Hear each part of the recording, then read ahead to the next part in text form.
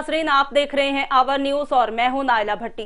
Bulletin का आगाज करते हैं इलाकाई खबरों के साथ। लाड़काना से साजिद जाफरी की रिपोर्ट के मुताबिक 26 जून को वे बल्दियाती इंतखाबात के नताइज रद्द करने के बाद GDA और JUI की जानिब से इलेक्शन कमीशन के किरदार के खिलाफ एलानिया धरने के सिलसिले में VIP रोड लाड़काना पर सेशन कोर्ट के गेट के बाहर एहतजाजी धरना देकर एहतजाज रिकॉर्ड करवाया, जहां GDA के secretary general doctor Safdar Abbasi और JUI रहनुमा राशिद महमूद सुमरू इलेक्शन कमीशन को फौरी तौर पर हमारी निशानदेही पर 14 इस्लाह की दो यूसीज में वोटर के अंगूठों के निशान की वेरिफिकेशन करवाई जाए।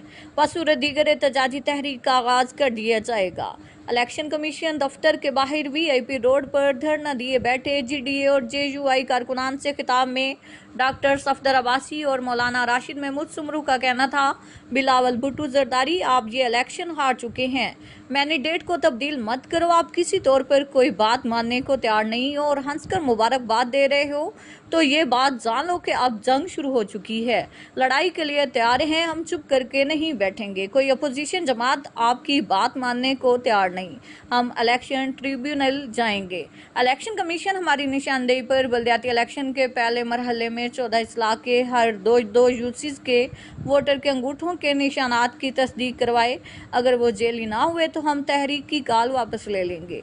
इलेक्शन कमीशन के लिए ये ऑफर काबिल कबूल होनी चाहिए। उन्होंने कहा कि वजीर आजम जो के वोट को इज्जत को के नारे पर यकीन रखते हैं, यकीनन हमारी शिकायत का नोटिस लेंगे और अपनी इत्तेहादी पीपल्स पार्टी से जवाब तलब करेंगे। चीफ इलेक्शन कमिश्नर पर तहफ़्फ़ुज़ात और उनकी तब्दीली पर राशिद महमूद सुमरू का कहना था कि फिल वक्त हम ये मुतालबा नहीं कर रहे, ताहम JUI की सेंट्रल एग्जीक्यूटिव कमेटी के इजलास में लोकल बॉडी इलेक्शन के दूसरे मरहले में हिस्सा लेने या बाइकआउट करने का फैसला किया जाएगा, जिसके बाद GDA और MQM समेत सिंध की दूसरी अपोजिशन जमातों के साथ आइंदा की हिकमत अमली का ऐलान कर